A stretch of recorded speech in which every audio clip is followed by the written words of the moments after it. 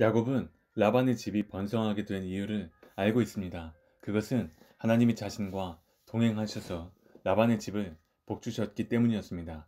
야곱은 하나님을 축복해 하나님으로 믿었습니다. 우리가 성장하면서 무슨 말을 듣고 성장하느냐가 중요합니다.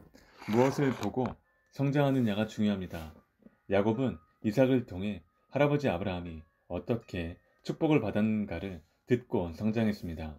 아버지 이삭을 통해서 믿음의 조상인 아브라함의 이야기를 들으면서 성장했습니다. 또한 아버지 이삭이 어떻게 축복을 받았는가를 눈으로 보았습니다.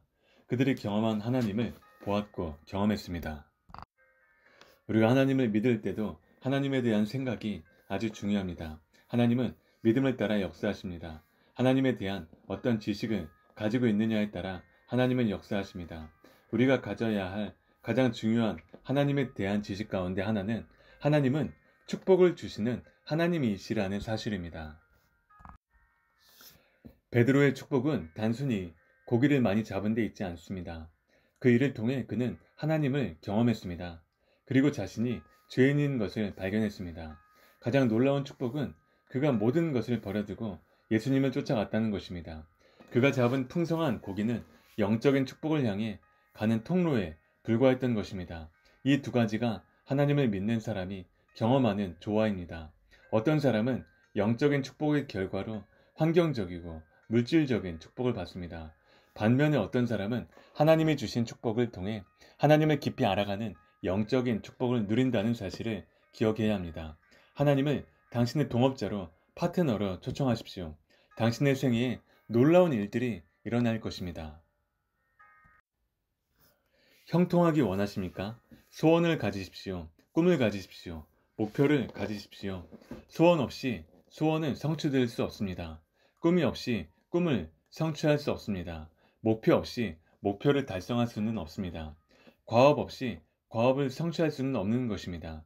하나님은 꿈을 가진 사람, 소원을 가진 사람과 더불어 일하십니다.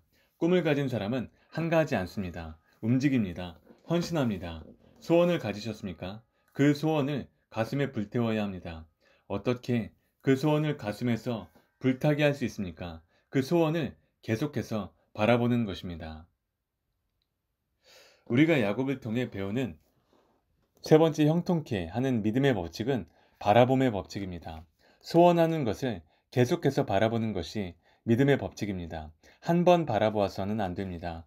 계속해서 바라보아야 합니다.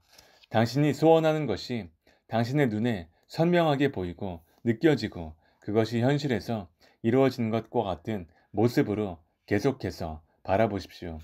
우리가 소원을 가졌다면 강렬한 마음으로 그 소원을 바라보는 시간을 가져야 합니다. 믿음은 바라보는 것입니다. 히브리서 11장 1절에 보면 믿음은 바라는 것들의 실상이요 보지 못하는 것들의 증거니 라고 말씀합니다. 믿음은 바라보고 소원하는 바가 이미 이루어진 것처럼 보는 것입니다. 야곱은 이 믿음의 법칙을 알았던 사람입니다. 야곱은 바라봄의 법칙을 알았던 사람입니다. 누구에게서 배웠을까요? 할아버지 아브라함에게서 배웠습니다. 하나님의 원리는 주시기 전에 먼저 보게 하십니다. 바라보게 하시고 바라본 것을 얻게 하십니다. 하나님은 먼저 보게 하시고 그곳에 들어가게 하십니다. 또한 바라보고 있는 사람을 닮게 하십니다. 그렇기 때문에 우리는 잘 보아야 합니다. 바라봄의 법칙을 따라서 하나님의 축복을 경험한 대표적인 인물이 믿음의 조상 아브라함입니다. 하나님은 아브라함에게 땅을 주시기 전에 먼저 바라보게 하셨습니다. 창세기 13장 14절을 보면 롯이 아브라함을 떠난 후에 여호와께서 아브라함에게 이르시되 너는 눈을 들어 너 있는 곳에서 동서남북을 바라보라.